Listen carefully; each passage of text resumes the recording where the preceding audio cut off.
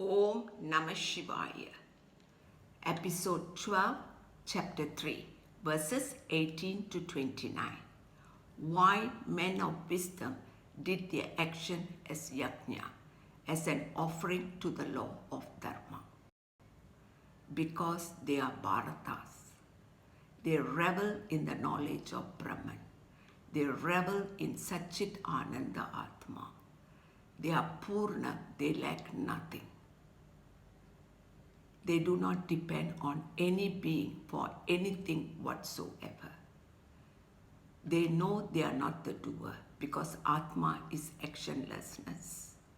So there is no purpose for doing or not doing action.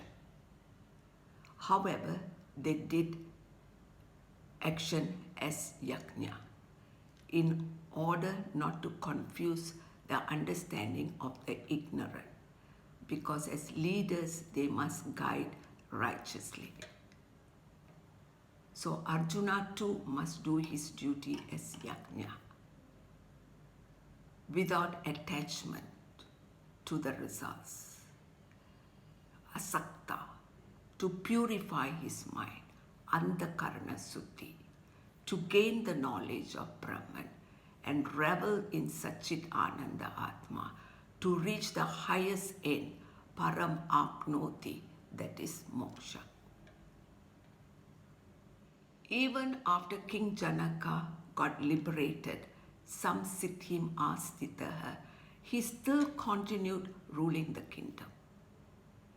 And Sri Krishna still continued teaching.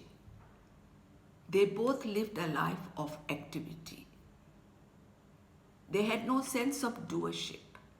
And in their way, they were protecting people from falling into unbecoming ways. Loka Sangraham.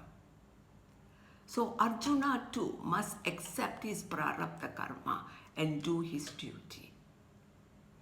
He must lead a good example, because whatever an important person does, that alone people follow. So Arjuna must know that Atma is actionlessness. Accept his prarabdha karma and do his duty to lead people correctly, as it was Duryodhana who wanted this war. If Arjuna was wise, he would have no problem doing his prarabdha karma. But now he is ignorant, so he must use his will to do his duty. To illustrate this, Sri Krishna refers to himself as an example, that he has nothing to gain in the three worlds, Trishu Lokeshu. He has no mandates to accomplish either on earth, heaven or elsewhere. He was not duty bound, yet he fully was active in action. He was a king. He did not find driving a chariot a mean job. He had dignity in his action. He lived a life of action. And now he is teaching Brahma Vidya, fully active, fully involved, without being lazy, because people have innumerable desires. And until they gain the knowledge that Atma is actionlessness, they should be encouraged to do action. The wise do not disturb the understanding of the ignorant. Na buddhi bedam janayet. If they were to tell them, you should not have desires, you should have no likes and dislikes, no raga dvesha, they may misinterpret and become lazy and idle. When we are idle, our intellect gets destroyed. Buddhi nasa. This is the greatest destruction for any human being, because when our intellect gets destroyed, we cannot discriminate between Atma and Anatma, thereby failing to gain the purpose of human birth, that is moksha. So Sri Krishna teaches in two ways. First one is for the ignorant. He teaches by example. Because they have innumerable desires. he teaches them righteously they can work for wealth and pleasure. Dharma, Artha, Kama, the first three Purusharthas. He tells them, work for Dharma, Artha, Kama, but do it righteously. Because at this moment they are self-deluded.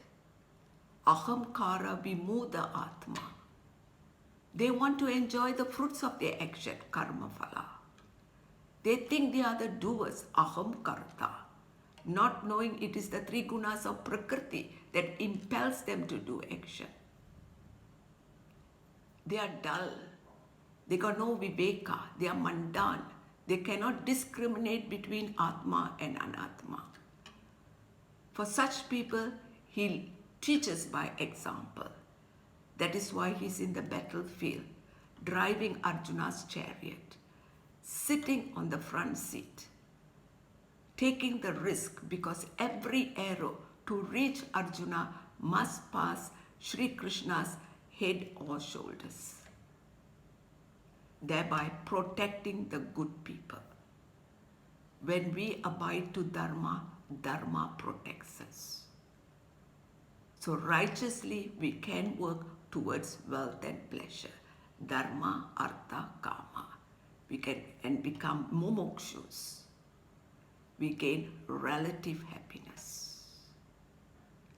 Then after some time, when we desire for absolute bliss, we can work towards moksha by being jignasus. The second method is for jignasus, who want moksha. And Sri Krishna teaches Brahma Vidya, the knowledge of Brahman. This is the purpose of the Bhagavad Gita. And when Arjuna surrendered as a student, Sri Krishna is teaching him Shreyas. That which is very good, moksha, that gains moksha. Arjuna was born a Kshatriya, and when he saw his grandfather on the opposite side, fear set him. So to encourage Arjuna to do his duty without fear, Sri Krishna addresses him as Bharata. Another meaning for Bharata is one who revels in the knowledge of Brahman, one who revels in Satchit Ananda Atma, absolute bliss. To gain this absolute bliss, we must be Tattvavid. We must know the Tattvas, the principle of how this universe came into being. That Brahman is the only truth, which is the Atma in all of us. And Atma is actionlessness, Naishkarmya.